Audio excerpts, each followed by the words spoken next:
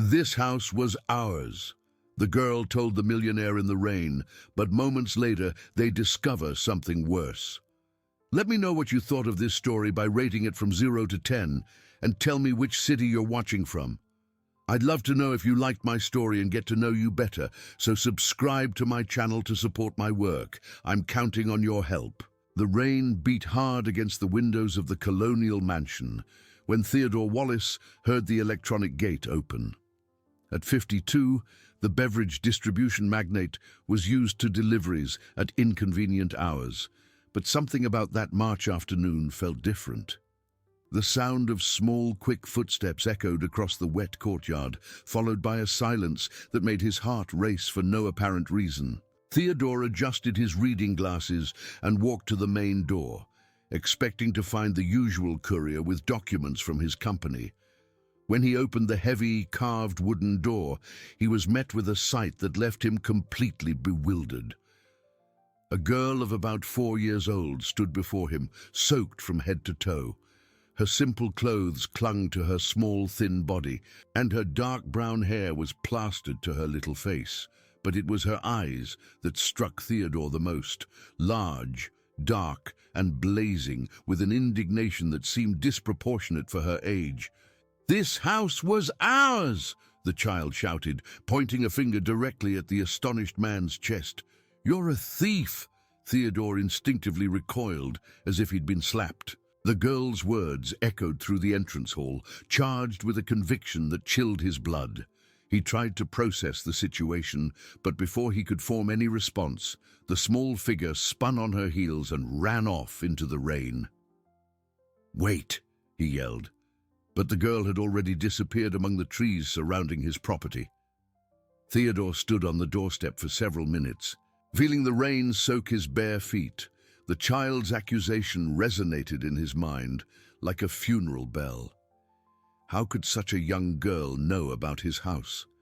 And why did her words carry so much emotional weight? Throughout his adult life, Theodore had built a solid reputation as an honest and prosperous businessman. His company served clients throughout the southern part of the state, and he had never faced serious questions about his business dealings.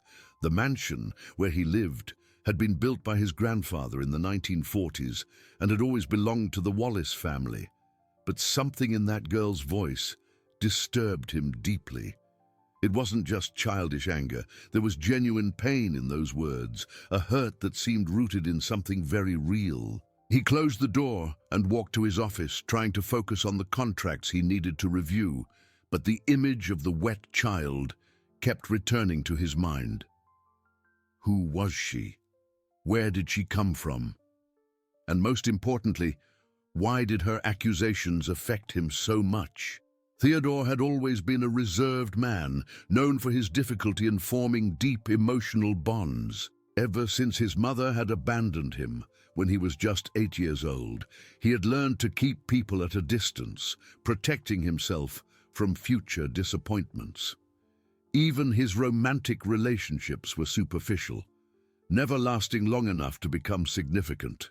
The rain continued throughout the night, and Theodore barely slept. Every time he closed his eyes, he saw those dark, accusing eyes again. In the morning, he made a decision that would change his life forever. He had to find that girl and discover what was behind her words. He dressed casually, a rarity for someone who always wore impeccable suits, and drove to the historic downtown of Pleasant Creek. If the child was alone in the rain, she probably lived nearby. He began asking local shopkeepers, describing the girl as best he could. It was at the third shop that he got his first real lead. Mrs. Margaret, the owner of a small bakery, smiled upon hearing his description. "Oh, you're talking about Isabella," said the plump lady, wiping her hands on her apron. "A smart girl, that one. Shows up here almost every day, always very polite but stubborn as a mule." "Isabella," Theodore repeated, savoring the name. "Where does she live? Mrs. Margaret's smile faded. "That's the sad part, sir. The girl doesn't have a fixed home. She sleeps wherever she can, sometimes in the church, sometimes at the shelter in the square. Ever since her mother passed on, she's been all alone in the world." Theodore's heart tightened. Her mother? When did that happen? About 6 months ago. "It was a terrible accident, sir. Constance was a good, hard-working woman. She took care of the girl as best she could, but life wasn't easy for them." Constance. The name echoed in Theodore's mind like a ghost from the past. He knew that name, he was sure of it, but he couldn't place the specific memory. "Do you know where I can find Isabella now?" he asked, trying to keep his voice steady. "She's usually at the central square during the day, but be gentle with her, sir. The girl has suffered enough." Theodore thanked her and headed to the square.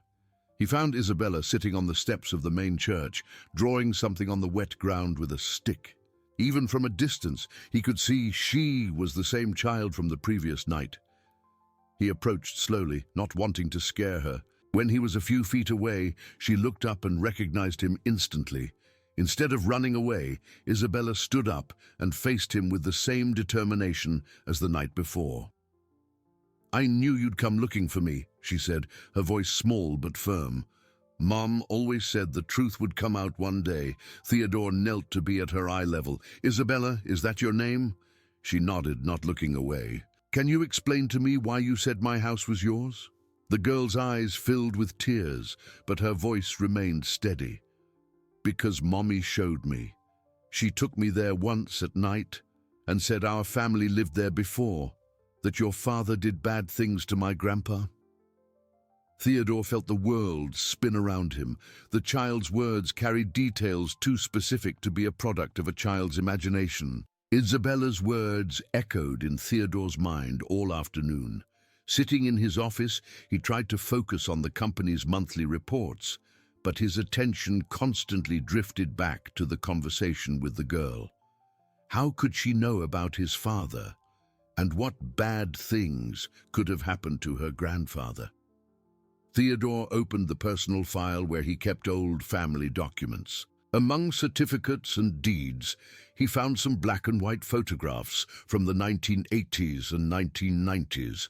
His parents appeared in several of them, always serious, posing formally in front of the mansion. In some photos, there were property employees, gardeners, maids, caretakers. It was then that his eyes fixed on a specific photograph. A middle-aged, dark-haired man in simple work clothes stood next to his father in front of the mansion gate. On the back, someone had written, "Jacob Santos, caretaker, 1995, Jacob Santos." The last name matched the girl's, if Constance was indeed her mother. Theodore tried to remember what had happened to Jacob, but his teenage memories were fragmented. He knew the man had worked for the family for several years, taking care of the rural property they owned at the time, but he couldn't recall how or when he had left the job. Determined to find out more, Theodore called his sister Bernadette. She was 3 years younger, but had always had a better memory for family events. "Theodore? What a surprise," said Bernadette, her voice laced with the insincerity that always characterized their interactions. "It's been so long since we've really talked." "Bernadette, I need to ask you something about the past. Do you remember an employee of ours named Jacob Santos?" There was a long pause on the other end of the line. "Jacob Santos. Why are you asking about him after all these years?" "It's complicated to explain. Just tell me what you remember." "Well, he worked for Dad for a long time. Took care of the old farm, the one at the back of the property. But there was a problem. Dad fired him for cause." "What kind of problem?" "Theft, if I remember correctly. Money went missing from the house, some of Mom's jewelry. Dad was furious and kicked the man out on the spot. It must have been around 1998, maybe 1999. Theodore closed his eyes, trying to process the information. If Jacob had been fired for theft, that would explain Isabella's anger, but there was still something that didn't add up. "Bernadette, are you sure he stole something?" Of course I am. Don't you remember? It was a scandal at the time. Mom cried for days over the missing jewelry. After ending the call, Theodore was even more disturbed. If Isabella's family had really been wrongfully harmed, maybe her accusations made sense. But how could a 4-year-old child know about such old details? The next day, Theodore returned to the square to look for Isabella. He found her in the same spot, but this time she wasn't alone. A tall, thin woman, about 38 years old, was talking to the girl in a concerned tone. "Isabella, you can't keep sleeping on the street," the woman was saying. "It's dangerous for a child." When she saw Theodore approaching, the woman immediately took a protective stance, placing herself between him and the girl. "Are you the one who was asking about her yesterday?" the woman asked, her eyes narrowed with suspicion. "Yes, I'm Theodore Wallace. And you are?" "Valerie Mello, a social worker from the county. I'm investigating this child's situation." Isabella approached Theodore, surprising both him and Valerie. "He's not mean," the girl said. "He just doesn't know the truth yet." "What truth?" asked Valerie, looking back and forth between Theodore and Isabella. "My mommy worked at his house," Isabella explained with the seriousness of someone carrying heavy secrets. "She told me our family had rights to that house, but they were taken from us." Valerie frowned. "Mr. Wallace, what is the child saying?" I'm trying to understand that myself," Theodore answered honestly. "Her mother, Constance, worked at my house a few years ago, but she disappeared suddenly, without explanation." "She didn't disappear," said Isabella, her small voice trembling with emotion. "She left because she was afraid you would do to her what you did to Grandpa Jacob." Valerie was jotting everything down on her clipboard, clearly concerned by the implications of the child's words. "Mr. Wallace, I need you to accompany me to my office to clarify this situation." During the drive to the county office, Theodore couldn't stop thinking about Isabella's words. The girl spoke with such conviction about events she theoretically shouldn't know. How could such a young child invent such a detailed story? In Valerie's office, she questioned Theodore about his relationship with Constance and his reasons for looking for Isabella. He explained honestly about the encounter in the rain and his attempts to understand the girl's accusations. "Mr. Wallace," said Valerie after noting all the details, "your story doesn't completely convince me. A wealthy businessman suddenly taking an interest in an orphan girl after she makes accusations against him. It raises some questions." "What kind of questions?" "Questions about your true intentions. What exactly do you intend to do with this child?" Theodore felt offended by the insinuation, but understood Valerie's position. "I just want to understand what happened. If my family really harmed hers, I have a right to know. And if it's true, what do you plan to do?" The question caught Theodore off guard. He hadn't thought beyond discovering the truth. "I don't know. It depends on what I find out." Valerie studied him for a long moment. "I'm going to investigate your story, Mr. Wallace, and in the meantime, Isabella will be under state protection. I don't want you to go near her until we've cleared everything up." Theodore left the county office frustrated and worried. He needed to find out the truth about Jacob Santos and Constance before Valerie created bigger problems. He decided to seek out people who might have known more about the events of the past. His first stop was the home of Mrs. Eulalia Mendez, an elderly neighbor who had lived on the adjacent property for over 50 years. If anyone knew the old secrets of the region, it would be her.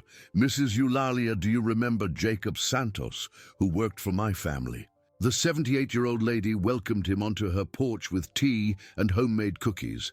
Her eyes clouded over at the name. "Jacob. Of course I remember. A good, hard-working man. It was a shame what happened to him. Do you know exactly what happened?" Mrs. Eulalia hesitated, nervously stirring her teacup. "Your father said he had stolen, but I always found that strange. Jacob wasn't the type to do something like that." "Why did you find it strange?" "Because I saw him crying the night before he was fired. He was in the backyard talking to a young woman. They seemed to be arguing about something very serious." The next day, he left carrying only an old suitcase. Do you know who the woman was? I couldn't see clearly in the dark, but she seemed young, with dark hair. I later heard she was his daughter. Theodore's heart quickened. Was his daughter's name Constance? Yes, that was the name. A pretty, polite girl. I heard she had a daughter years later, a little girl. All the pieces began to fit together in Theodore's mind. Constance was indeed Jacob's daughter, and Isabella was his granddaughter. This explained the child's knowledge of past events. Her mother had told her the family's story, but the most important question remained: had Jacob really stolen from his family, or had he been the victim of an injustice? And if it was the latter, what did that mean for Isabella and her rights to the property? Theodore left Mrs. Eulalia's house with more questions than answers. On his way home, he decided to make a stop he had avoided for years, the mansion's attic, where his father kept old documents and belongings he considered too important to discard, but not valuable enough to keep in sight. The attic smelled of mildew and accumulated dust. Stacked boxes covered almost the entire space, some dating back to the 1960s. Theodore began to search methodically for anything related to the 1990s, when Jacob still worked for the family. After 2 hours of rummaging through old papers, he found a box labeled Employees 1995-2000. Inside were employment contracts, letters of recommendation, and some photographs. At the bottom of the box, he discovered something that intrigued him: a small wooden box that didn't originally belong in the file. When he opened the box, his heart almost stopped. Inside were photographs of a small child playing in the garden of his own home. The images clearly showed a girl of about 2 years old, running among the flowers, being pushed on a swing Theodore remembered having in the yard, and even sleeping in one of the mansion's maids' rooms. The child in the photographs was unmistakably Isabella. But how was that possible? Constance had worked at his house 5 years ago when Isabella would have been that age. It meant the girl had actually lived on his property, just as she had claimed in the rain. Theodore examined the photographs more closely. In some of them, he could see Constance caring for the child, always with a loving but melancholic expression. There was something in the young mother's eyes that suggested a deep sadness, as if she were carrying a painful secret. At the bottom of the little box, he found a folded letter. The handwriting was clearly feminine, and when he opened it, he saw it was addressed to him. Mr. Theodore, if you are reading this letter, it means you have found out about Isabella. I know you must be confused and perhaps angry, but I ask that you allow me to explain. My real name is Constance Santos, and I am the daughter of Jacob Santos, who worked for your family for many years. I took the job at your house not by chance, but because I needed to find out the truth about what happened to my father. When Jacob was fired in 1999, our family fell apart.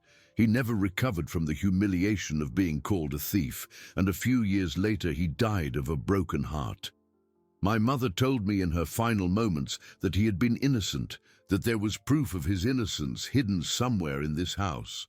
I brought Isabella with me because I had no one to leave her with. And during the months I worked here, she fell in love with this house as much as I fell in love with the truth I was seeking. This property should be partly ours, Mr. Theodore. My father helped build much of what exists here, and he has rights that were never recognized. I hope that one day we can talk about this in person. Until then, take good care of Isabella if anything happens to me. She deserves to know her true heritage. Respectfully, Constance Santos. Theodore had to sit on the dusty attic floor to process what he had just read. Constance wasn't just an employee looking for a job. She was a daughter investigating the injustice done to her father.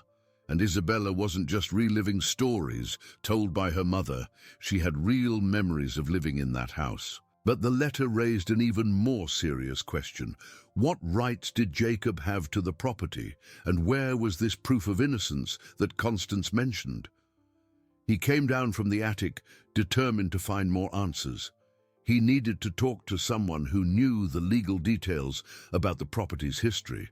His first choice would be his lawyer, but something made him hesitate. If there were indeed irregularities involving his father and Jacob, it might be better to investigate discreetly before involving third parties.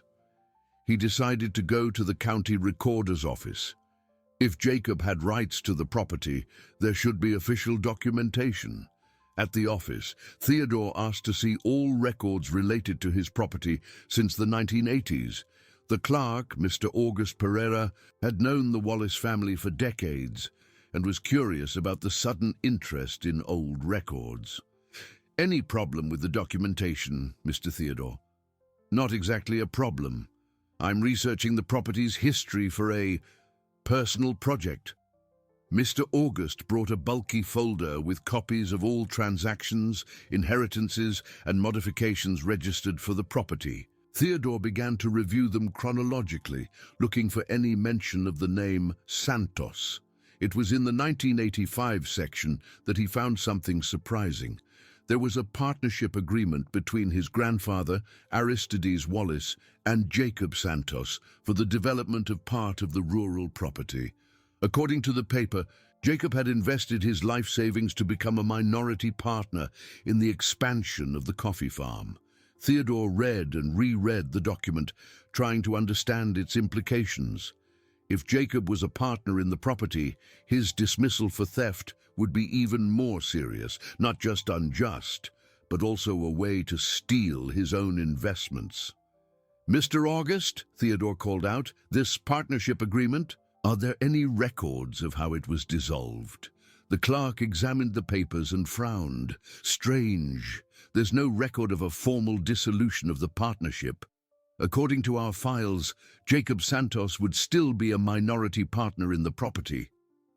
Theodore's world collapsed upon hearing those words. If Jacob was still legally a partner when he was fired, and if he had really been innocent of the theft accusations, then his family had committed not just an injustice, but a crime.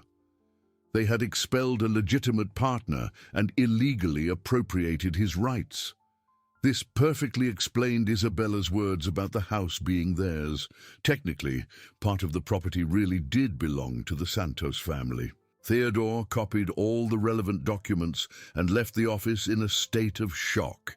He needed to talk to Bernadette again, but this time he would ask more specific questions about the events of 1999. He found his sister at home, watering the plants in her garden.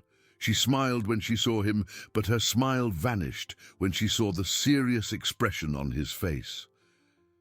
"Bernadette, I need you to tell me exactly what happened when Jacob was fired. Every detail you remember. Why are you so obsessed with this, Theodore? The man has been dead for years, because I found out he was Dad's partner in the rural property, and if he was fired unjustly..." The color drained from Bernadette's face. "Partner? What are you talking about? It's documented at the recorder's office. Jacob invested money in the farm's expansion in 1985 and became a minority partner. If Dad kicked him out without cause, we committed theft." Bernadette dropped the watering can she was holding. "Theodore, there are things about that time that maybe you shouldn't know." "What do you mean by that?" She looked around nervously, as if afraid of being overheard. "I was young at the time, but I heard conversations between Dad and other people. There was pressure for Jacob to leave the partnership.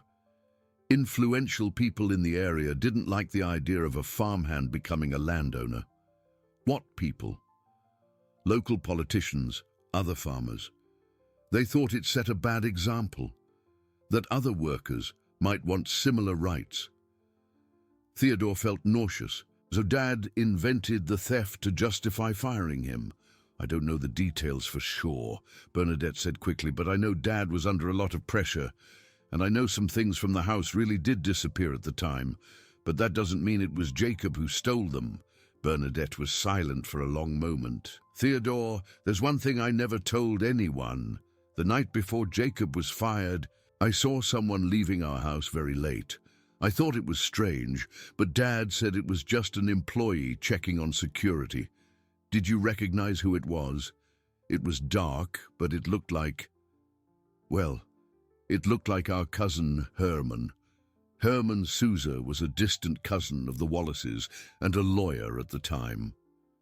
Theodore remembered him as an ambitious and unscrupulous man, always involved in questionable deals. Why would Herman be at our house so late? I don't know, but the next day he showed up very early to talk to Dad. They were locked in the office for hours. When they came out, Dad called Jacob and fired him on the spot. The pieces of the puzzle began to fit together in Theodore's mind. Herman had access to the house, knew all the valuable objects, and had a motive for wanting Jacob out of the partnership. It was quite possible that he had stolen the items and manipulated the evidence to frame the innocent man. If that was true, the injustice committed against the Santos family was even greater than Theodore had imagined. Theodore spent the entire night unable to sleep, replaying all the day's discoveries in his mind. When morning came, he made a decision that would change the course of his investigation. He had to confront Herman Souza. If his cousin was really involved in the injustice against Jacob, he had to know. Herman maintained a small law office in downtown Pleasant Creek, in a room above the central pharmacy. At 58, he had become a portly and arrogant man, known for his questionable methods and for representing clients of dubious reputation. Theodore climbed the stairs leading to the office, his heart pounding with each step. When he entered the reception area, he found Herman alone, reviewing some contracts. "Theodore, what a surprise," said the cousin, standing up with a false smile. "It's been a while. What brings you here?" "I need to talk to you about something that happened many years ago, about Jacob Santos." Herman's expression changed instantly. The smile vanished, and his eyes narrowed. "Jacob Santos? Why on earth do you want to talk about that thief after all this time?" "Because I've discovered some things that make me question if he really was a thief." Herman walked to the window, turning his back to Theodore. "Look, cousin, that's a very old story. Your father is dead, Jacob himself is dead. Why stir up this wound? Because he had a family, a daughter who worked at my house years later, and a granddaughter who is now an orphan on the streets. And what does that have to do with me?" Theodore took a step forward. "Bernadette told me you were at our house the night before Jacob was fired, late at night." "Why?" Herman turned slowly, his face now clearly nervous. I was helping your father with some legal documents, matters concerning the partnership with Jacob, legal documents at 11 at night." "Theodore, are you implying something?" "I'm asking you directly. Did you frame Jacob?" The silence that followed was deafening. Herman went back to his desk, nervously shuffling papers. "This conversation shouldn't be happening. Why not? If you're innocent, you have nothing to fear." "Innocent?" Herman laughed bitterly. "Theodore, you have no idea the pressure your father was under at the time. Half the farmers in the region were ready to boycott the family business because of the partnership with Jacob. So you decided to destroy an innocent man's life to please a bunch of bigots. Jacob received a good severance when he left. He wasn't that badly off." Theodore approached the desk, placing both hands on it. "What severance? He was a legitimate partner in the rural property. He should have received his share from the sale of the land." Herman turned pale. "How do you know about the land sale?" "Because I investigated the records, and I found out the land was sold 3 years after Jacob's expulsion for a very high price. He was entitled to 30% of that money." "Listen here, Theodore," said Herman, standing up aggressively. "You're wading into very deep waters. There are things from that time that could harm the entire Wallace family if they come to light." "What kind of things?" "Things your father did to protect the family's assets. Things that, if discovered, could result in million-dollar lawsuits against you and Bernadette." Theodore felt a chill run down his spine. "Are you threatening me? I'm giving you some cousinly advice. Let this story die. Jacob is dead, his daughter is dead too. The girl is an orphan and will be cared for by the state. There's nothing you can do to change the past, but I can do something for her future. I can make sure she gets what is hers by right." Herman walked to a drawer in his desk and pulled out a yellowish folder. "You want the truth, Theodore? Then I'll show you the truth." He opened the folder and spread several documents on the table. They were contracts, receipts, and correspondence dated from the 1990s. "Your father didn't just fire Jacob unjustly," said Herman, his voice now laced with malice. "He forged the sale of Jacob's share in the partnership. He forged his signature on transfer documents, and I helped him do it." Theodore felt as if he had been punched in the stomach. "Why? Why would you do something like that?" "Because your father offered me 15% of the sale price if I helped, and because I needed the money at the time." The revelation of Herman's direct participation in the fraud left Theodore stunned. But worse than that was the implication that his own father had been the mastermind behind the whole injustice. "Do you have proof of this?" Herman smiled cruelly. "I have copies of everything. Stored in a safe place, obviously. It's my insurance against future problems. Are you blackmailing me? I'm offering you a deal. You stop this investigation into Jacob and forget the orphan girl. In return, I'll keep the documents locked away, and your reputation will remain intact." Theodore stepped back from the desk, his mind racing. "And if I don't accept? Then I'll have to take measures to protect myself. I can claim I was coerced by your father to participate in the fraud. I can say you found out everything and are trying to silence me. I can create a version of the story that puts all the blame on the Wallace family." Herman's blackmail was clear and effective. Theodore found himself trapped between doing justice for Isabella and protecting his family's name. But there was something in his cousin's arrogance that bothered him deeply. "Give me 3 days to think about your proposal," Theodore said finally. 3 days is too long. You have until tomorrow."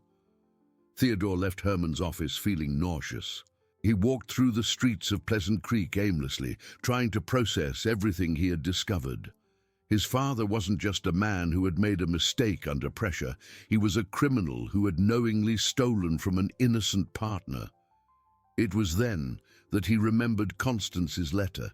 She mentioned proof of Jacob's innocence hidden somewhere in the house. If that proof existed, it could be his salvation against Herman's blackmail. He returned to the mansion, determined to find this evidence. Constance had worked in the house for several months and knew all the rooms well. If she had hidden something, it would be in a discreet but accessible place. He started in the library, examining every old book for hidden papers. Then he moved to his father's office, searching for secret drawers and hidden compartments in the antique furniture. It was in the room that had been Constance's that he found something interesting. Behind a picture frame on the wall, he discovered a sealed envelope with his name written in the familiar handwriting. Inside the envelope was a small golden key, along with a note, "Mr. Theodore, the truth is in the place where your father kept his most important secrets. This key opens what you are looking for. Use it wisely. Constance." Theodore knew of only one place in the house that could be described as the place of his father's most important secrets: the old safe installed in the office wall, hidden behind a family portrait. With trembling hands, he used the key to open the safe. Inside, besides the documents he expected to find, was a metal box he had never seen before. The key also opened this box. The contents of the box changed everything Theodore thought he knew about the case. There were photographs of Herman leaving the house in the early morning with a suspicious bag, receipts from the sale of the stolen items in pawn shops in other cities, and most importantly, a handwritten confession from Theodore's own father admitting to having forged the evidence against Jacob.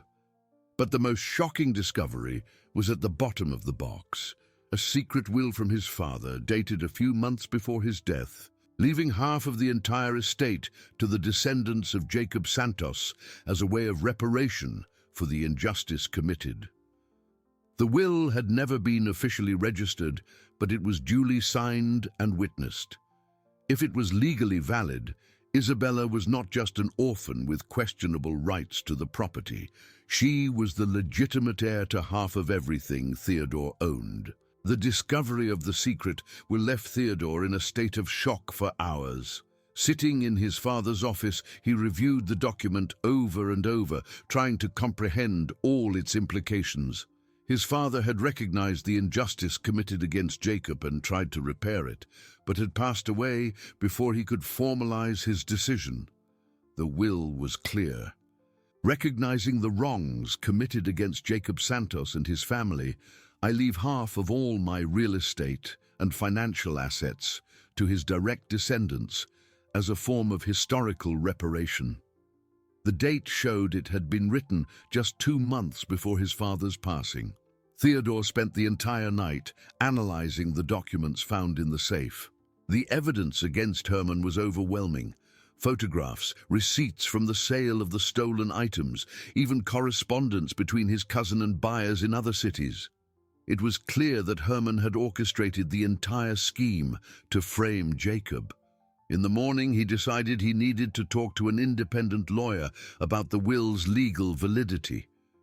He couldn't trust Herman, obviously, and needed professional guidance to understand his next steps. He sought out Dr. Maurice Tavares, a respected lawyer in Pleasant Creek, whom he had met at business events. The 45-year-old man had a reputation for honesty and competence in estate law. "Dr. Tavares, I need your professional opinion on a document I found," said Theodore, handing him copies of the will and related documents. The lawyer examined everything meticulously, taking notes and checking dates. After an hour of analysis, he looked up with a serious expression. "Mr. Wallace, this will is technically valid. It is duly signed and has credible witnesses. The problem is that it was never registered with the county, which complicates its execution. But can it be executed anyway? It can, but it will require a legal process, and considering it involves half of a considerable estate, there will certainly be challenges." "What kind of challenges?" "Your sister, for example, could claim the will is fake, or that your father was not of sound mind when he wrote it. And there's the issue of the girl being a minor and an orphan." Theodore leaned forward. "What does that mean for Isabella?" "It means she will need a legal guardian to claim her rights. Someone will have to assume her guardianship and represent her legally." The implication of Dr. Tavares' words hit Theodore like a lightning bolt. If he wanted to ensure Isabella received her rightful inheritance, he would have to get directly involved in her life, possibly by becoming her guardian.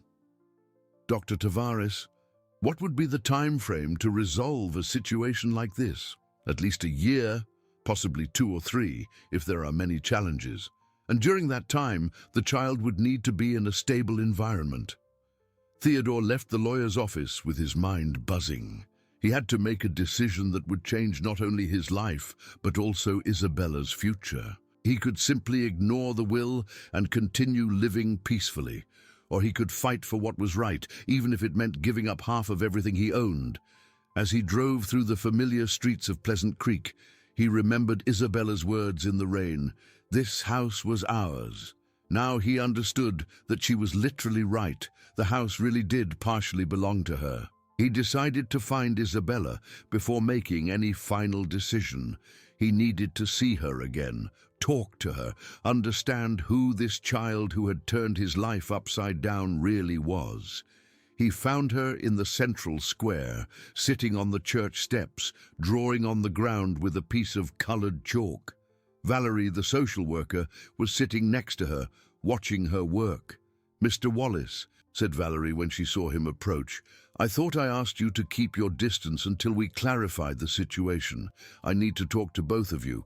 I've discovered some important things about the case." Isabella looked up from her drawing and recognized him immediately. "Did you find out about Grandpa Jacob?" she asked, with her small but direct voice. "How do you know I was investigating that?" "Because Mommy said one day someone would want to know the truth, and when that happened I should tell everything I knew. Valerie looked back and forth between Theodore and Isabella, clearly intrigued. What truth? What are you talking about? Theodore knelt beside Isabella. Your mother left some things hidden in my house. Letters, photographs, keys. She was investigating what happened to your grandfather. I know, said Isabella naturally. She always said our family had rights to that house, that Grandpa Jacob had helped build everything and never got what was his. And do you remember living there? Isabella's eyes shone with happy memories. I remember. I played in the garden. There was a swing on the big tree. Mommy worked in the house and I would play. But then Mommy got sad and we left. Valerie was taking notes frantically. Mr. Wallace, these allegations are very serious. If it's true that this child's family has rights to your property. It's true, Theodore interrupted.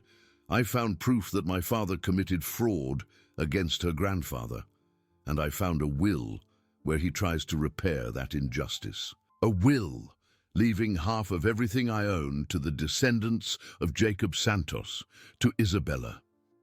The silence that followed was broken only by the sounds of the city around them. Valerie seemed to be processing the legal implications of the revelation, while Isabella continued to draw as if she were used to adult conversations about complicated matters. Does that mean I can go back home? Isabella asked finally. The child's simple, direct question struck Theodore in the heart. She wasn't interested in money or property. She just wanted a home. Isabella, said Theodore carefully, if this is true, you would have the right to half the house. But that doesn't automatically mean you can live there. Why not? Because you need someone to take care of you. A legal guardian. Can you be my guardian? Isabella's direct question left both Theodore and Valerie speechless. The child stared at him with her big, dark eyes, waiting for an answer with the natural patience of childhood. I don't know, Isabella. That's very complicated. It doesn't seem complicated, she said, returning to her drawing. You seem nice, and you already know our house. At that moment, Theodore realized he was facing the most important decision of his life. He could hand over all the evidence to the authorities and let the legal system sort everything out, staying clear of personal complications. Or he could take responsibility for an orphan child who had been wronged by his own family. Valerie, he said finally, what would be the procedures for me to apply for temporary custody of Isabella while we resolve the inheritance issue? The social worker studied him for a long moment. Mr. Wallace, taking custody of a child is not a decision to be made lightly. It requires psychological evaluations, background checks, home visits. I'm willing to go through all of it. And you understand that if Isabella really is entitled to half of your property, you would essentially be raising someone who could claim everything you own. Theodore looked at Isabella, who had stopped drawing and was watching him intently. There was something in her expression that reminded him of himself as a child, the same loneliness, the same desperate desire for a real family. I understand perfectly, he said, and I still want to try. Isabella smiled for the first time since he had met her, a genuine, radiant smile that lit up her entire small face. Does that mean we're going to be a family? She asked. It means we're going to try, Theodore replied, surprised by the emotion in his own voice. But at that moment of decision, neither of them noticed they were being watched from a distance. Herman had hired someone to monitor Theodore's movements, and now he knew exactly where to find the child who could destroy all his blackmail plans. The procedures for temporary custody of Isabella proved more complex than Theodore had imagined. Over the next 2 weeks, he underwent psychological interviews, background checks, and home visits that exposed aspects of his life he preferred to keep private. The court-appointed psychologist, Dr. Carla Medeiros, questioned his motivations extensively. Mr. Wallace, you've never shown an interest in fatherhood before. Why now, at 52, do you decide to take responsibility for an orphan child? Because I discovered that my family committed a terrible injustice against her family. It's my moral obligation to repair it. Moral obligation is not the same as paternal love. A child needs much more than a sense of duty. The psychologist's words bothered him deeply. Theodore spent entire nights questioning his own motivations. Was it really love he felt for Isabella, or just guilt for his father's crimes? During this period, he visited Isabella daily at the temporary shelter where Valerie had placed her. The girl had adapted surprisingly well to the environment, but always asked when she could go home, always referring to the Wallace mansion. It was during one of these visits that Isabella made a revelation that changed everything. "Uncle Theodore," she said, as they colored together at a small table, "Mommy taught me a song about our house. Do you want to hear it?" "Of course, Isabella." The girl began to sing in her small, sweet voice. In the big house on the green hill, where the coffee grows in the sun, Grandpa Jacob planted seeds that never got to sprout. But one day the truth will return and our family will meet again. Theodore felt a shiver run down his spine. The song was not a common children's song. It was a coded message that Constance had created to keep the memory of the injustice alive. "Isabella, did your mother teach you anything else about our history?" "She said she hid a special secret in the old house, something that would help when the time was right. What kind of secret, I don't know. She said it was for adults to understand." That night, Theodore returned to his attic, now specifically looking for something Constance might have hidden during the month she worked there. After hours of searching, he found, behind an old beam, an envelope sealed with red wax. Inside was a detailed letter explaining everything Constance had discovered during her investigation, including the locations of witnesses who could confirm Jacob's innocence. But most important was a copy of a document Theodore had never seen, a power of attorney signed by Jacob, giving Constance full authority to represent his legal interests. The document proved that Constance was not just a domestic worker looking for a job. She was officially the legal representative of her deceased father's interests, actively investigating the fraud committed against him. The next day, Theodore took all the evidence to Dr. Tavares. The lawyer was impressed by the amount of proof Constance had gathered. "Mr. Wallace, with this evidence, we can not only prove Jacob's innocence, but also sue everyone involved in the fraud civilly, including your cousin Herman. How long would that take, with such solid proof? Maybe 6 months for an out-of-court settlement. But there's a problem." "What?" "Herman will certainly try to protect himself, and considering he has compromising information about your family, he might try a legal counterattack." As if fate were testing Theodore's resolve, that very day he received a threatening call from Herman. "I hear you're playing lawyer, cousin. I hope you've thought through the consequences." "I'm not playing at anything. I'm correcting injustices. And I'm giving you one last chance to stop this madness, or I'll have to take more drastic measures." "What kind of measures?" "Finding out where that girl is living wasn't hard, and accidents happen to orphan children all the time." The direct threat against Isabella made Theodore's blood boil. "If you lay a finger on her." "What will you do?" "Sue me." "With what evidence?" "I destroyed everything that could incriminate me years ago." But Herman was mistaken. The evidence Constance had collected included copies of documents he thought he had destroyed, as well as photographs and testimonies he didn't even know existed. After the threatening call, Theodore made a radical decision. He couldn't wait for bureaucratic legal procedures while Isabella was in danger. He sought out Valerie and asked to expedite the temporary custody process. "Mr. Wallace, these things take time. I can't just—" "Valerie, her life is in danger. I have reason to believe that people interested in covering up past crimes might try to hurt her." The social worker studied him for a long moment. "What kind of danger?" Theodore told her about Herman's threats. showing evidence of the past frauds. Valerie was visibly disturbed. If this is true, I need to involve the police. Not yet. Herman is a lawyer and knows the system. He can manipulate any official investigation. I need time to gather all the evidence before exposing him publicly. And in the meantime, where would Isabella be safe? With me, in my house, under my direct protection. Valerie hesitated, clearly torn between following bureaucratic procedures and protecting a child in real danger. Mr. Wallace, I can authorize an emergency custody for 72 hours.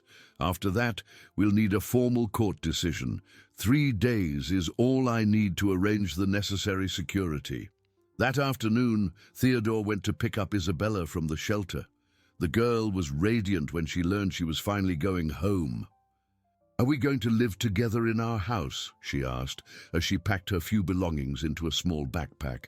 "We'll try, Isabella, but it might just be temporary." "It won't be temporary," she said, with the natural conviction of childhood. "Mommy said our family would find each other, and now it has." During the drive to the mansion, Theodore carefully explained that some people didn't want them to be together, and that Isabella should always tell him if any strangers tried to talk to her. "Like the man who was watching me at the square yesterday?" she asked casually. Theodore slammed on the brakes. "What man?" "A fat man with glasses. He stared at me for a long time, but when Aunt Valerie showed up, he left quickly." The description perfectly matched Herman.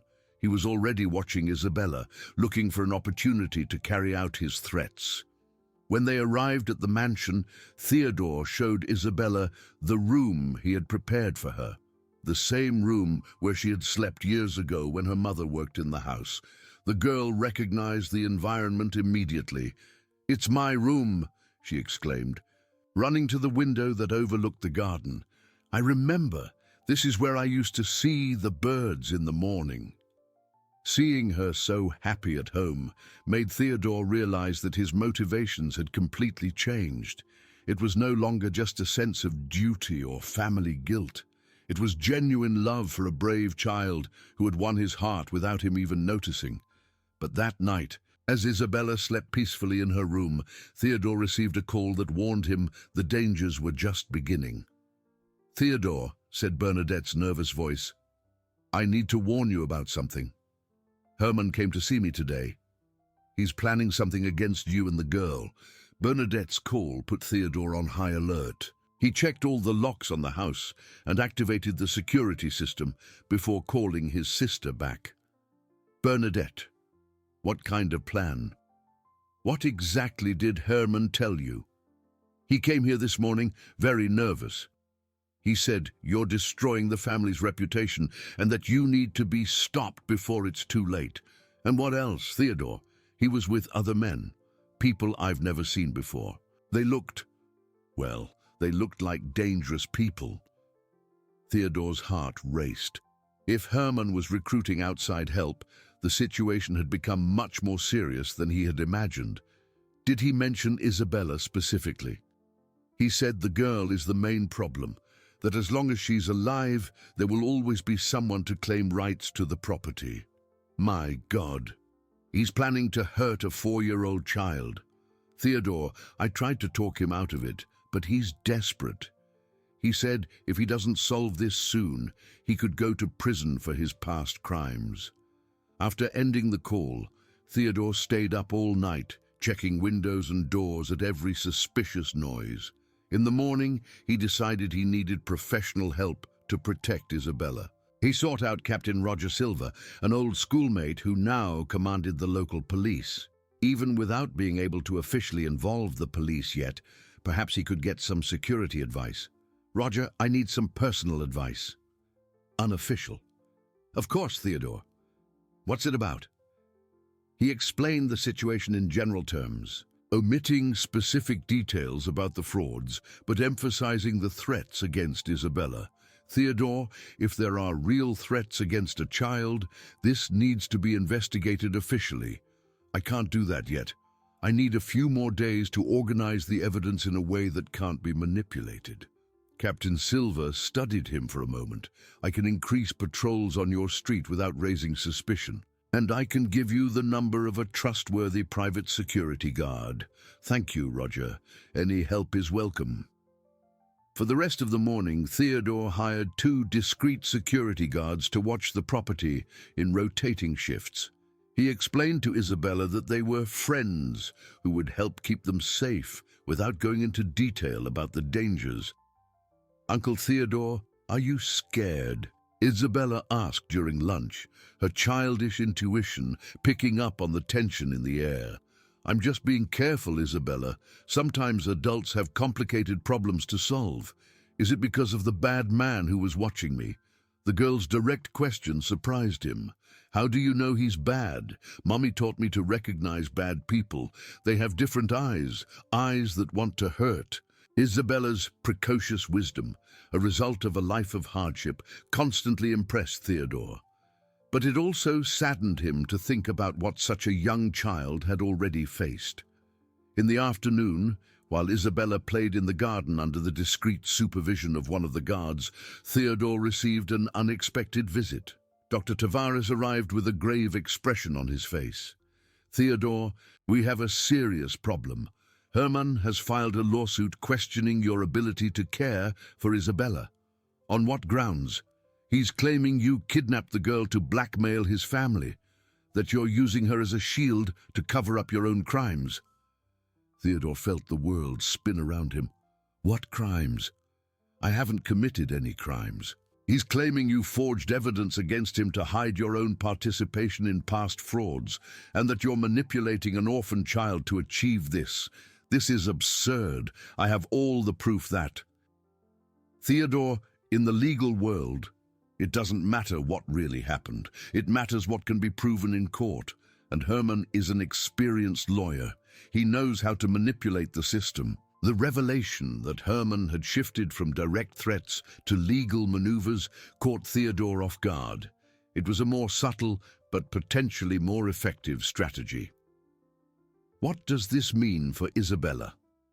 It means there will be a court hearing tomorrow to determine if she should remain in your care or be transferred to a temporary home while the case is investigated. And if I present all the evidence I have, Herman will certainly contest the authenticity of everything. He can claim you had the time and opportunity to forge documents.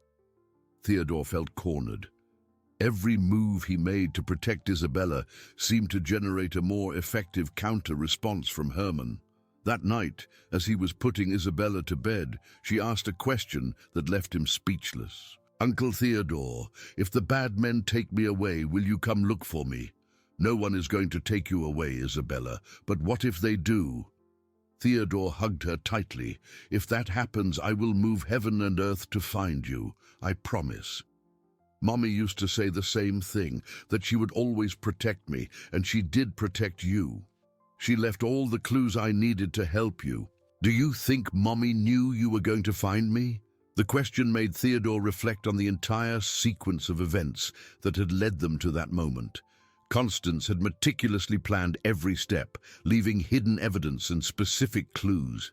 It was possible she had indeed foreseen that he would get involved with Isabella. I think your mother was very smart and planned everything so you would be safe. So I don't need to be afraid? No, darling, you never have to be afraid again. But even as he comforted Isabella, Theodore knew he was making a promise he might not be able to keep. The next day's hearing could forever separate him from the child who had become the most important thing in his life. After Isabella fell asleep, Theodore returned to the office and spent the entire dawn organizing all the evidence he had. He needed to find a way to present it so that it couldn't be contested or discredited. It was then that he remembered something Constance had mentioned in one of her letters, living witnesses who could confirm the facts. People who had witnessed the events of 1999 and could testify in favor of Jacob's innocence. One of these witnesses was the family's former accountant, Mr. Anthony Ferreira, who at the time had questioned some suspicious transactions involving the rural property. If he could locate him and convince him to testify, he would have independent and reliable proof. But when he tried to find information about Mr. Ferreira, he discovered the man had left Pleasant Creek shortly after the events of 1999, moving to a distant city without leaving a contact address. It was as if all the witnesses to Herman's crimes had been systematically eliminated or silenced over the years. His cousin had covered his tracks much better than Theodore had imagined. As dawn approached and the hearing was set for 9 in the morning, Theodore realized he was fighting a battle for which he was not adequately prepared. Herman had decades of experience manipulating the legal system, while he was just an honest businessman trying to do the right thing. But looking at the door of the room where Isabella slept peacefully, Theodore renewed his determination. No matter what happened at the hearing, he would not give up on the girl who had changed his life and taught him the true meaning of family. The morning brought a surprise that would change everything once again. Dr. Tavares called very early with urgent news. "Theodore, you need to come to my office immediately. Information has arrived that could completely change the course of the case." "What kind of information?" "I'd rather not discuss it over the phone, but I can tell you it has to do with the whereabouts of the accountant, Anthony Ferreira." Theodore arrived at Dr. Tavares' office with his heart racing, leaving Isabella in the care of one of the security guards and the housekeeper he had hired to help with the child. The hearing was scheduled in 3 hours, and any new information could be decisive. "Theodore, sit down," said Dr. Tavares, his expression a mix of hope and concern. "I received a very interesting call this morning." "From whom?" "From Anthony Ferreira, the accountant you were looking for." Theodore leaned forward, barely able to believe it. How did he know we were looking for him? Apparently, he keeps in discreet contact with a few people from Pleasant Creek. One of them heard about your investigations and informed him. "Where is he?" "In Maplewood, and he's willing to testify today if necessary. But there's a condition." "What condition?" Dr. Tavares hesitated before answering. "He wants guarantees of protection. Anthony left Pleasant Creek in 1999 because his life had been threatened after he questioned the suspicious transactions involving your family's property." "Threatened by whom?" "By Herman. Anthony said your cousin not only organized the fraud against Jacob, but also systematically intimidated anyone who could expose his crimes." The revelation confirmed Theodore's worst suspicions about Herman's actions over the years. It hadn't been just an isolated crime, but an organized campaign of silencing. "What kind of evidence does Anthony have?" "Original accounting documents, including records of the fraudulent transactions and copies of the written threats he received from Herman. He kept everything as a life insurance policy." "Is that enough to turn things around at the hearing?" "More than enough. With Anthony's testimony and the documents he has, we can not only prove your innocence and Jacob's, but also expose Herman as the real criminal." Theodore felt a wave of relief and hope. Finally, there was a real chance to protect Isabella and get justice. "When can Anthony get here?" "He's already on his way. He should arrive in an hour." While they waited, Dr. Tavares explained the details Anthony had revealed over the phone. The accountant had discovered in 1999 that Herman was forging documents and embezzling money not only from the Wallace family, but from several of his office's clients. Anthony tried to report it at the time, but Herman had influential political connections. When he realized his complaints weren't being taken seriously and started receiving direct threats, he decided it was safer to disappear. Why did he decide to come back now? Because he heard there was an orphan child involved. Anthony always felt guilty for not being able to help Jacob at the time. Seeing that his granddaughter was in danger motivated him to finally expose the truth.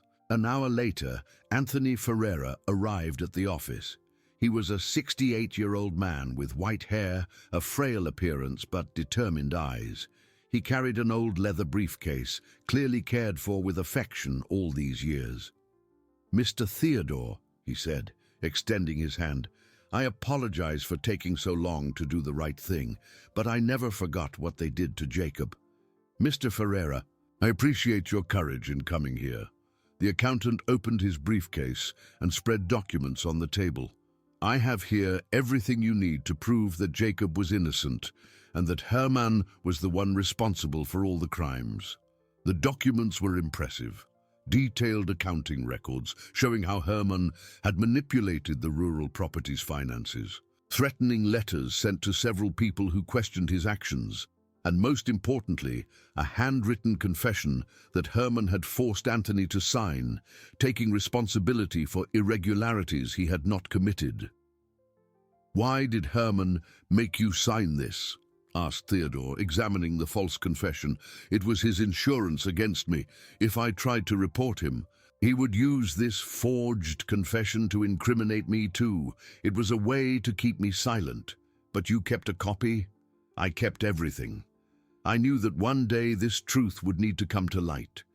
Dr. Tavares was excited about the quality of the evidence. "With this, we can not only win today's hearing, but also prosecute Herman criminally. But there's something else you need to know," said Anthony, his expression turning serious. "Herman didn't act alone all these years. He has a silent partner in many of his illegal activities." "Who?" "Bernadette Wallace." The world collapsed at Theodore's feet. "My sister? That's impossible." "I'm afraid it's not. Bernadette knew about all of Herman's crimes from the beginning. Not only did she know, she helped plan some of them." Anthony showed documents proving that Bernadette had signed several papers authorizing suspicious financial transfers over the years. She was not an innocent victim manipulated by her cousin. She was an active participant in the schemes. Why would she do that? Greed. Herman promised her a percentage of everything they could steal from the family. And she was always jealous of you, Theodore. She thought she deserved a larger share of the family inheritance. Bernadette's betrayal hurt more than all the other blows Theodore had received. He had trusted her, asked for her help, shared his discoveries, and she had used all that information to help Herman prepare against him. Does this mean she knew about Herman's plans against Isabella? Not only knew, she suggested legal strategies to remove the girl from your care. It was Bernadette who advised Herman to file the lawsuit questioning your ability to care for the child. Dr. Tavares checked the time. "We have to go to the hearing in 15 minutes. Mr. Ferreira, are you prepared to testify about all this?" "I am. It's time to get justice for Jacob and his family." During the drive to the courthouse, Theodore struggled to process the magnitude of the betrayals he had discovered. Not only was Herman a criminal, but his own sister had conspired against him and against an innocent child. When they arrived at the courthouse, they found Herman waiting with a confident expression. Beside him was Bernadette, carefully avoiding Theodore's gaze. "Brother," she said when he approached, "I hope you understand that I'm doing this for the good of the family. For the good of the family, you're trying to destroy an orphan child. I'm trying to protect our assets from opportunistic scammers." Herman approached with a malicious smile. "Theodore, there's still time for you to reconsider. Withdraw your accusations and we can reach a civilized agreement. The only agreement I'll accept is you confessing to all your crimes. That's never going to happen. And after today's hearing, Isabella will be out of your life forever." But when Herman saw Anthony Ferreira entering the courthouse behind Dr. Tavares, his confident expression instantly vanished. The accountant was the only living person who could completely destroy his years of lies and crimes. The hearing was about to begin, and Theodore knew that the next few minutes would determine not only Isabella's future, but also whether justice would finally be served for the crimes committed against the Santos family. The judge called the session to order, and the fate of a 4-year-old girl would be decided by the next testimonies. The hearing began with Herman presenting his accusations against Theodore. With the eloquence of decades of legal experience, he painted a convincing picture of a desperate man trying to cover up his own crimes by using an orphan child as a shield. "Your Honor," Herman said to the judge, "Theodore Wallace recently discovered financial irregularities in his own company and is trying to blame innocent third parties. The appropriation of this minor is clearly an attempt to gain public sympathy and divert attention from his own criminal activities." The judge, Judge Ferdinand Campos, an experienced man of 55, listened attentively while taking notes. Theodore felt his stomach churn as he watched Herman expertly distort the facts. Furthermore, Herman continued, "The petitioner has a history of emotional instability, has never shown an interest in fatherhood, and clearly lacks the proper qualifications to care for a traumatized child." When it was Dr. Tavares's turn to present the defense, he surprised everyone by calling Anthony Ferreira as the first witness. The accountant walked to the stand with firm steps, carrying his folder of documents. "Mr. Anthony Ferreira," Dr. Tavares began, "can you tell us about your professional relationship with the Wallace family? I was the family's accountant for 15 years, from 1984 to 1999. I handled all financial transactions related to the rural and urban properties. And can you explain what happened in 1999 that led you to leave Pleasant Creek?" Anthony took a deep breath. "I discovered serious irregularities in the rural properties finances, forged documents, unauthorized transfers, manipulation of accounting records." Herman stood up abruptly. "Objection, Your Honor. This witness has no connection to the case at hand." "Yes, he does," replied Dr. Tavares. "Mr. Ferreira, who was behind these irregularities? Herman Souza. He was systematically stealing from the Wallace family and framing innocent people to cover up his crimes." The courtroom fell silent. Herman turned visibly pale, while Bernadette avoided all eye contact. "Can you prove these accusations?" asked the judge. Anthony opened his folder and took out the documents he had saved for 25 years. "I have here original records of all the fraudulent transactions, including the forgery that resulted in the unjust expulsion of Jacob Santos from the rural partnership." Dr. Tavares presented each document methodically, explaining how they proved Jacob's innocence and Herman's guilt. The judge examined everything with growing attention. "Mr. Ferreira," asked the judge, "why didn't you report these crimes at the time?" "I tried, Your Honor, but I received direct threats against my life and my family's. Herman made it clear he would kill me if I talked." "Do you have proof of these threats?" Anthony showed the threatening letters he had kept. "Here is the evidence. Herman not only committed financial fraud, but also intimidation and coercion." Herman tried to defend himself, but his voice betrayed his nervousness. "These are obvious forgeries, Your Honor. This man is being paid to lie." "Then explain this," said Dr. Tavares, presenting the forced confession Anthony had signed. "This is your handwriting. Do you recognize it?" Herman looked at the document and turned even paler. It was impossible to deny his own handwriting. "And what about Mrs. Bernadette Wallace?" asked the judge, turning to Theodore's sister. "What was your role in these events?" Dr. Tavares presented the documents proving Bernadette's involvement in Herman's schemes. She had signed false authorizations, participated in meetings to plan crimes, and received illegal payments over the years. "Bernadette Wallace is not just a biased witness in this case," explained Dr. Tavares. "She is an active accomplice in the crimes committed against the Santos family." Bernadette finally stood up, tears streaming down her face. I didn't want it to come to this. Herman convinced me it was to protect the family." "Protect it by stealing from an orphan child?" the judge asked severely. "It wasn't just about the child. It was about the jealousy I always felt for my brother. He was always the favorite, always got more attention, more opportunities." Bernadette's confession echoed through the courtroom like a bomb. Theodore felt a deep pain as he realized the crimes weren't just about money, but about decades of family resentment. Dr. Tavares then presented the final piece of evidence, Theodore's father's secret will, acknowledging Isabella's rights and trying to repair the injustices of the past. Your Honor, this document proves that the petitioner's own father recognized the legitimacy of the minor Isabella Santos's rights. Theodore Wallace is not trying to deceive anyone. He is fulfilling his father's expressed wish. The judge examined the will carefully. This document appears to be authentic. Why was it never registered? Because Herman and Bernadette prevented it, replied Dr. Tavares. They knew about the will's existence and did everything to ensure it was never executed. Herman made one last desperate attempt. Even if all this is true, it doesn't change the fact that Theodore has no experience caring for a child. Isabella should be with a suitable family. With what family? Asked the judge. The child has no other living relatives besides the Santoses, who were systematically harmed by your actions.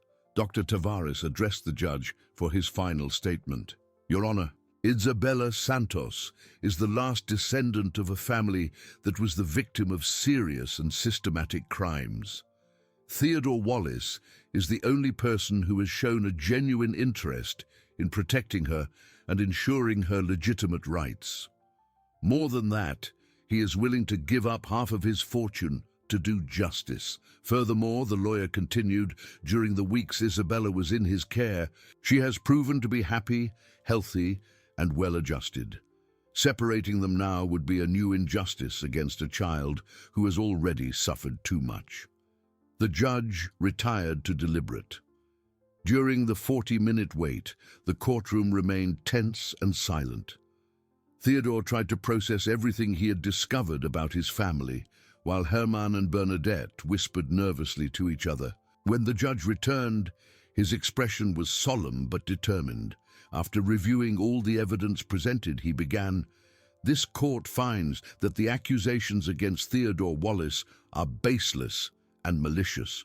The evidence clearly shows that he acted in good faith to protect the minor, Isabella Santos. The relief Theodore felt was overwhelming. Furthermore," the judge continued, "the evidence presented by Mr. Anthony Ferreira is substantial and credible. This court orders an immediate criminal investigation into Herman Souza and Bernadette Wallace for the crimes of fraud, document forgery, intimidation, and embezzlement." Herman tried to stand up, but two bailiffs were already approaching him. As for the main issue of this hearing, the judge concluded, "I grant Theodore Wallace temporary custody of Isabella Santos, with a recommendation that it be converted to permanent custody after the appropriate legal procedures.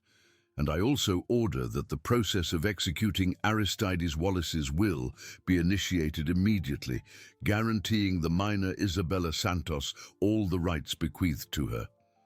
As the officers approached to arrest Herman, he turned to Theodore with a look of pure hatred. "This isn't over," he said through gritted teeth. "You don't know what I'm capable of when cornered." Even handcuffed and being led away, Herman still tried to intimidate. But for the first time in months, Theodore felt no fear. Justice was finally being served, and Isabella was safe. Bernadette was taken away shortly after, crying and offering apologies that came too late to change anything. When Theodore finally left the courthouse, free to go get Isabella and tell her she would never have to worry about her safety again, he felt a huge weight had been lifted from his shoulders. But one question remained. How do you explain to a 4-year-old that she had become one of the wealthiest people in Pleasant Creek? Theodore drove home with a lighter heart than he'd felt in months. The victory in court had been total. Isabella was officially in his care, and the criminals who had destroyed the Santos family would finally face justice. But when he arrived at the mansion, he found a scene that chilled his blood. The front door was ajar, and there was no sign of the security guards he had hired. Theodore entered cautiously, calling out the names of the housekeeper and Isabella. The silence that answered was terrifying. On the living room floor, he found a handwritten note. If you want to see the girl again, come alone to the old mill on the Santos farm. You have 2 hours. Involve the police, and she disappears forever." Theodore's hands trembled as he read the note. Herman had been arrested, but apparently he had accomplices Theodore didn't know about. Or worse, maybe he had managed to escape. He immediately called Captain Silva but went straight to voicemail. He tried Dr. Tavares with the same result. It was as if someone was deliberately blocking his communications with people who could help him. He checked the time. He had already lost 15 minutes since finding the note. He had 1 hour and 45 minutes left to get to the indicated location, the old abandoned mill on the rural property that had once belonged to Jacob Santos. The irony of the location was no coincidence. Someone wanted this final confrontation to happen in the place where it had all begun 25 years ago. Theodore got in his car and drove at high speed along the country roads outside Pleasant Creek. His mind worked frantically, trying to imagine who could be behind the kidnapping. Herman was in jail, Bernadette too. Who else would have a motive to hurt Isabella? When he reached the old mill, he found a dilapidated structure he hadn't seen in decades. The stone walls were still firm, but the roof had collapsed in several places. It was a perfect place for someone to hide, isolated, abandoned, with no witnesses. Theodore parked the car and walked carefully toward the building. His footsteps echoed in the rural silence, accompanied only by the sound of the wind in the surrounding trees. "Isabella," he shouted, "I'm here. Where are you?" A familiar voice answered from inside the mill. "Come in alone, cousin, and keep your hands where I can see them." Theodore immediately recognized the voice. It was Marcus Souza, Herman's younger brother, who had left Pleasant Creek years ago to work in Atlanta. Apparently, he had returned to help his brother. Theodore entered the mill carefully. The interior was partially lit by sunbeams piercing through holes in the roof. In the center of the space, Isabella was sitting in an old chair, her hands tied but apparently unharmed. Beside her, Marcus held a gun pointed in her direction. "Marcus," said Theodore, trying to keep his voice calm, "let the girl go. She has nothing to do with the problems between our families. She has everything to do with it," shouted Marcus, clearly nervous and unstable. "Because of this damn girl, my brother is in prison. Because of her, our family is destroyed. Your brother is in prison because he's a criminal, Marcus. He made bad choices for decades. Bad choices. Herman was protecting what was rightfully ours. You Wallaces always thought you were better than everyone. You always treated our family like servants." Theodore realized that Marcus was consumed by years of accumulated resentment. It wasn't just about the recent crimes. It was decades of social inferiority that had turned into hatred. "Daddy Theodore," said Isabella, with her small but brave voice, "don't be afraid. The man isn't as bad as he looks." The child's innocent observation irritated Marcus. "Shut up, girl, you don't understand anything." "Yes, I do," Isabella replied with surprising firmness. "You're sad because you lost your family, just like I lost mine." The comparison partially disarmed Marcus. He looked at the child with confusion, clearly not expecting to find understanding in that situation. "Marcus," said Theodore, taking advantage of the hesitation, "we can still resolve this peacefully. Let Isabella go, and let's talk about what you really want. What do I want? I want you to pay for everything you did to our family. I want you to feel the pain of losing someone you love. And you think hurting an innocent child will achieve that? An innocent child?" Marcus laughed bitterly. "This girl will inherit millions that should be ours. She'll live in luxury while my brother rots in prison." Theodore realized that Marcus didn't understand the true situation. He still believed Herman was the victim, not the criminal. "Marcus, your brother stole from my family for 25 years. He forged documents, intimidated witnesses, committed systematic fraud. Isabella isn't stealing anything. She's just getting back what always belonged to her family." "Lies," shouted Marcus. tightening his grip on the gun. "They're all lies to protect your own actions." It was then that Isabella did something no one expected. With the natural courage of childhood, she stood up from the chair and walked toward Marcus. "Uncle," she said, using the same affectionate term she gave to all adults, "do you want to know the truth about my family?" "Isabella, get back in the chair," Marcus ordered, but his voice had lost some of its aggression. "My mommy told me the whole story," Isabella continued, ignoring the gun. "Your brother did bad things to my grandpa, but I'm not mad at you for it. Why not? Because you didn't know. And because being mad only hurts yourself." The child's simple wisdom was clearly affecting Marcus. His hands began to tremble slightly. "Isabella is right," said Theodore softly. "Fighting won't bring back the people we've lost. It won't fix the mistakes of the past." "So what should I do?" asked Marcus, his voice now filled with desperation more than anger. "Let justice take its course. Your brother will have the right to a fair trial, and you can start a new life away from all these conflicts." Marcus looked back and forth between Theodore and Isabella, clearly torn between the anger he had cultivated for years and the reality of the situation he faced. "I didn't want to hurt anyone," he said finally, lowering the gun slightly. "I just wanted someone to pay for what they did to our family." "Someone will pay," Theodore replied. "Herman will face the consequences of his actions. But Isabella and I are not your enemies." It was at that moment that police sirens echoed in the distance, rapidly approaching. Marcus panicked, realizing someone had discovered his location. "You brought the police," he accused, pointing the gun at Theodore again. "I didn't, I swear. I couldn't even contact anyone." The sirens grew louder and Marcus realized he was cornered.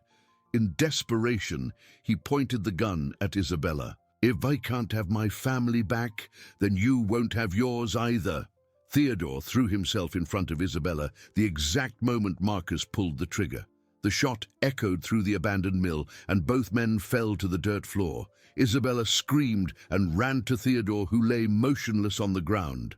Blood was spreading across his shirt, but he was still conscious.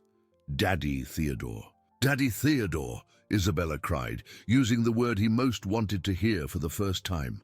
When the police stormed the mill minutes later, they found Marcus unconscious after hitting his head when he fell, Theodore wounded but stable, and Isabella caring for him with the determination of someone who had finally found a real family. Pleasant Creek General Hospital had never received so much local media attention. The news about the businessman who had risked his life to save an orphan girl had spread rapidly through the town, turning Theodore into a public figure in a way he had never desired. In room 204, Theodore lay with his left arm in a sling and bandages covering wounds that, according to the doctors, had been superficial by a very narrow margin. The bullet had grazed him, but the impact and the fall had caused a shoulder fracture.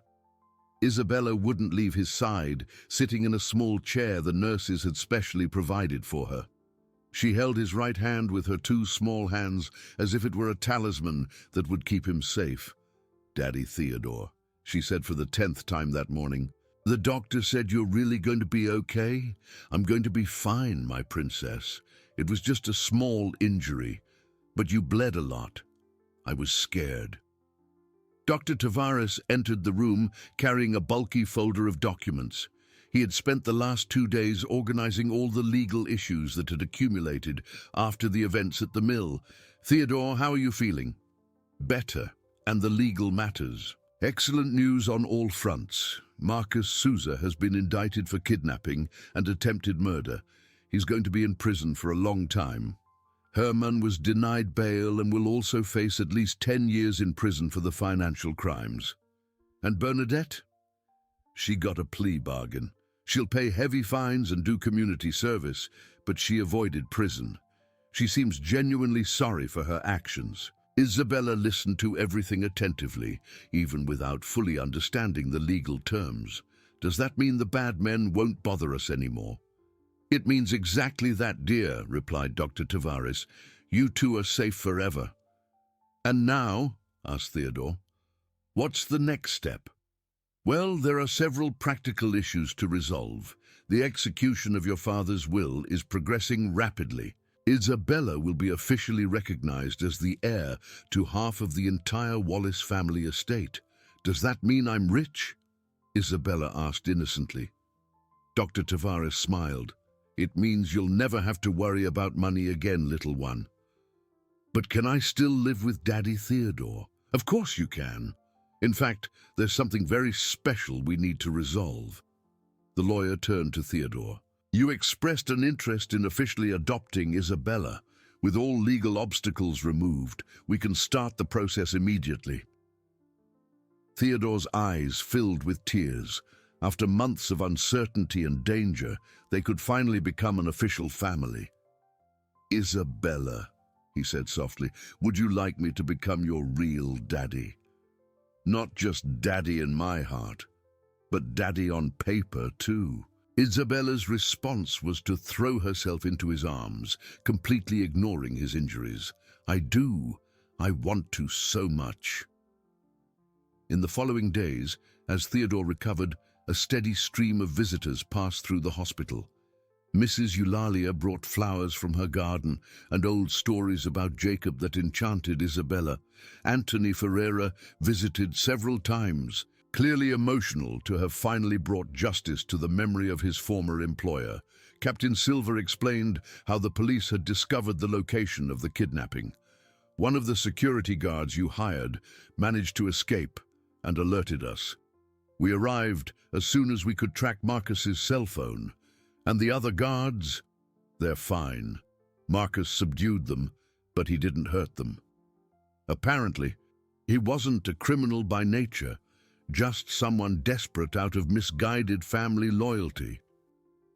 It was during one of these visits that something happened that profoundly changed Theodore's perspective on forgiveness and redemption. Bernadette appeared at the door of the room, hesitant and visibly ashamed. Her eyes were red, indicating she had cried a lot in recent days. "Theodore," she said with a trembling voice, "may I come in?" Theodore looked at Isabella, who was drawing at a nearby table. The girl looked up and studied Bernadette for a moment before nodding. "You can come in, Aunt Bernadette," Isabella said, naturally using the family term. Bernadette approached slowly, as if fearing a violent reaction. "Theodore, I have no words for what I did. I have no excuse." "Why, Bernadette, why did you do it?" His sister sat in a distant chair, keeping a respectful distance. Jealousy, envy, greed, all the worst feelings a person can have. But we were siblings. You always had a place in the family. You never understood, Theodore. You were always the favorite, the son, the natural heir, the successful one. I was always just the daughter who married poorly and couldn't have children. Bernadette's painful confession revealed family wounds Theodore had never noticed. And when Herman offered me a chance to finally have my share of what I considered mine by right, I accepted without thinking of the consequences. Does that justify trying to hurt an innocent child? No, nothing justifies that. That's why I'm here. Bernadette turned to Isabella. "Dear, can I ask you for something?" Isabella stopped drawing and looked at her with her big, serious eyes. "Can I ask for your forgiveness? I know I don't deserve it, but—" "Mommy taught me that forgiving makes you feel better," Isabella said simply. "Are you really sorry?" "I am. More sorry than I've ever been for anything in my life." "Then I forgive you. But you have to promise you'll never try to hurt anyone again. I promise. And I also promise that I'll spend the rest of my life trying to make up for the harm I've done." The ease with which Isabella offered forgiveness deeply moved both Theodore and Bernadette. The child had found an inner peace that many adults never achieve. "Bernadette," said Theodore after a moment, "you will always have a place in our family if you want it. Isabella and I will need all the help we can get." His sister started to cry. "Can you forgive me after everything?" "Families forgive," said Theodore, looking at Isabella. That's what people who love each other do. On the day Theodore was discharged from the hospital, a small crowd gathered in front of the Wallace mansion. Neighbors, local shopkeepers, employees from his company, everyone wanted to see the hero businessman who had saved an orphan and exposed decades of crime. "Daddy Theodore," said Isabella when they got home, "why are there so many people here?" "Because people were happy with our story. They like it when things end well, and did our story end well?" Theodore looked at the mansion that was now officially theirs, at the crowd of people supporting them, at Bernadette, who was helping organize the impromptu reception, and especially at Isabella, who held his hand with total confidence. "Our story hasn't ended, my princess," he said. "It's just beginning."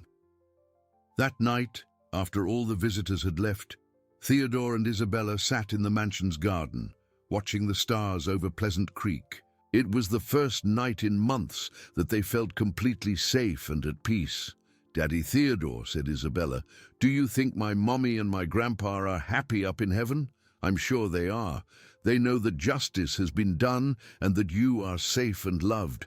And are you happy too?" Theodore looked at the girl who had completely changed his life, who had taught him about courage, forgiveness, and true love. "I'm the happiest man in the world." But even in that moment of peace, Theodore didn't know that one final twist was yet to come, a discovery that would change not only their understanding of the past, but also the future for both of them in a definitive way. 6 months had passed since the incident at the mill, and life at the Wallace mansion had found a happy and peaceful rhythm. Isabella, now officially Isabella Wallace Santos, had blossomed under Theodore's loving care. Her naturally cheerful personality had fully emerged, and she had become the joy not only of the house, but of the entire neighborhood.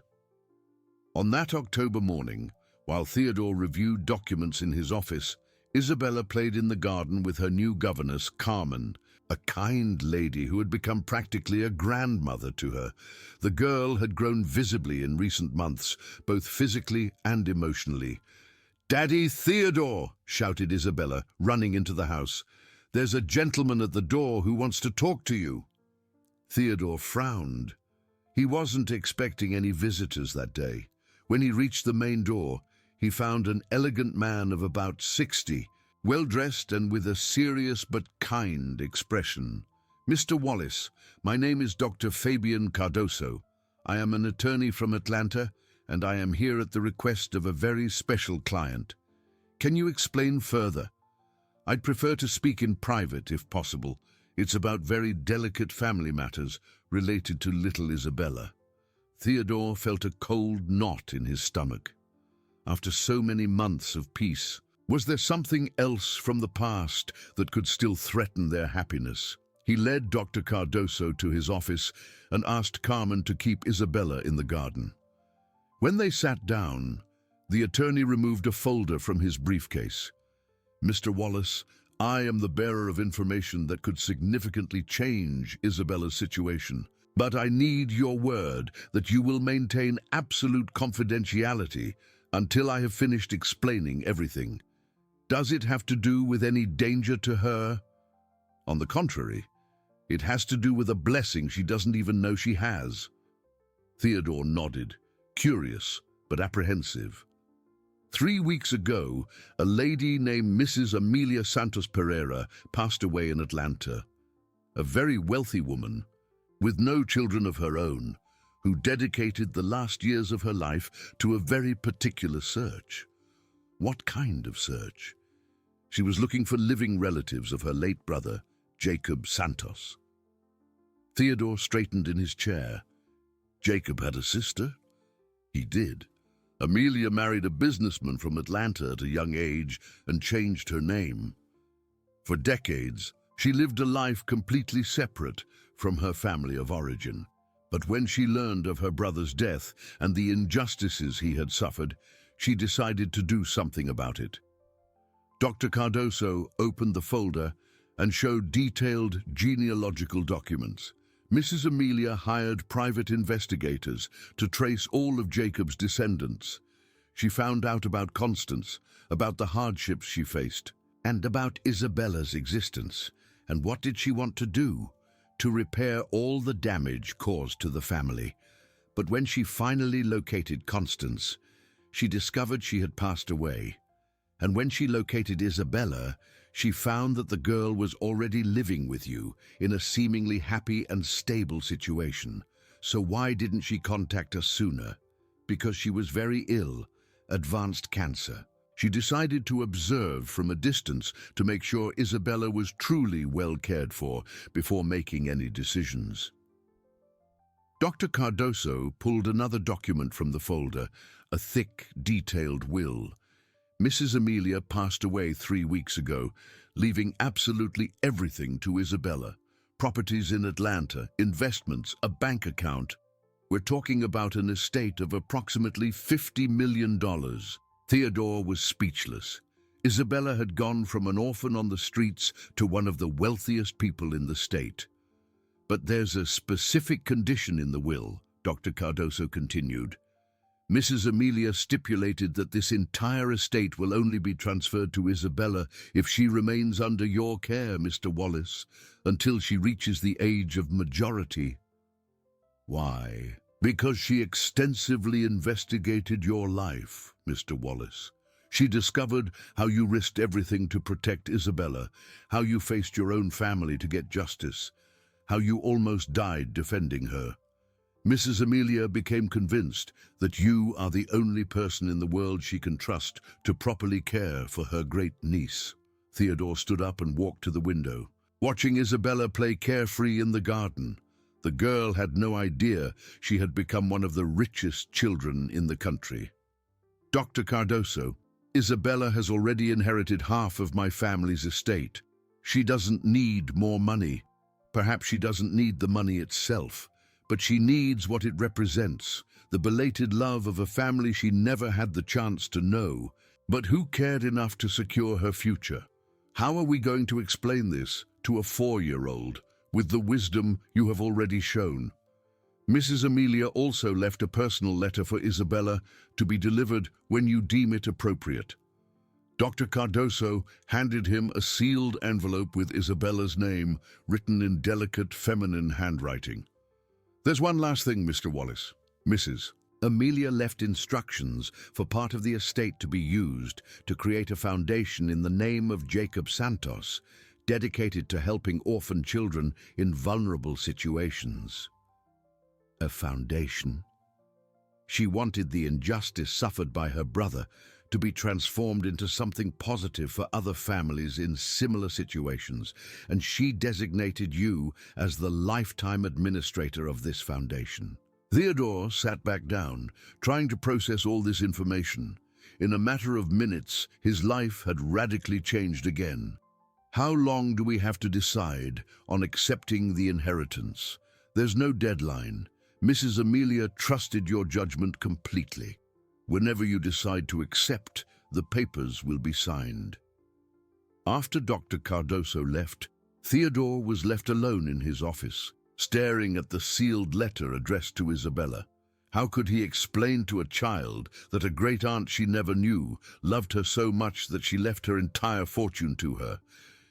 He decided that conversation could wait a few years. For now, Isabella was happy just to have a family. The money would just be a detail to be sorted out when she was older. That afternoon, as they had dinner together as they did every night, Isabella made an observation that deeply touched Theodore's heart. "Daddy, do you think I'll be an important person when I grow up?" "You're already an important person, my princess. You are the most important person in my life, but I want to be important to other people too. I want to help children who are sad like I was. And how would you like to help them? By giving them houses, and daddies and mommies who take good care of them, so that no child has to be alone." Theodore smiled, realizing that Isabella instinctively understood the same mission her great-aunt Amelia had left for her. "You know what, Isabella? I think when you grow up you'll have many opportunities to help other children." "Really? Really? And I'll always be here to help you do it." That night, after Isabella fell asleep, Theodore sat in his favorite armchair and reflected on the extraordinary journey they had shared. A rainy afternoon had brought a furious girl to his door, accusing him of being a thief, and she was right. His family had stolen much more from her than property or money. They had stolen her history, her identity, her rights. But fate had conspired to correct this injustice in a way neither of them could have imagined. Isabella had not only recovered her rightful inheritance, but had gained much more. A family that loved her unconditionally and the resources to transform her own pain into hope for other children. Theodore opened the envelope Dr. Cardoso had left and read Mrs. Amelia's letter. "My dearest Isabella, we never met, but I have loved you since the moment I learned of your existence. You carry the blood of my dear brother Jacob, a good man who was wronged by life. I leave you everything I own, not because you need it, but because you deserve it. Use this inheritance to honor the memory of our family and to help other children who, like you, need a second chance in life. I'm sure that your adoptive father, Theodore, will guide you to make the right choices. He has proven to be a man of rare character by choosing you above his own interests. Be happy, my girl. You have already brought more joy to this world than you can imagine. With all my love, Aunt Amelia." The next morning, Theodore woke up to the familiar sound of Isabella humming in the garden. It was a new song she had invented, about birds that flew high and houses full of love. He approached the window and watched her playing carefree, unaware that she was one of the richest children in the country. For her, true wealth lay in simple things: a father who loved her, a safe home, and the certainty that she would never be alone again. And Theodore understood that this was the most important lesson Isabella had taught him, that true prosperity is not measured in money or property, but in the ability to love and be loved unconditionally. The girl who had arrived shouting in the rain that the house was hers was right in a way that transcended legal documents. That house, that family, that love, it all truly belonged to her, not by inheritance or legal right, but by mutual choice and genuine love. And so, in the quiet town of Pleasant Creek, an unlikely but perfect family continued to write their story of redemption, justice, and love. A story that would inspire future generations through the foundation they would one day create in the name of Jacob Santos, spreading hope for children who, like Isabella, just needed someone to believe in them. If you like this video, please subscribe to my channel. I promise to bring you videos every day that will make your life happier. Comment on what you thought of my story with a rating from 0 to 10, and thank you so much.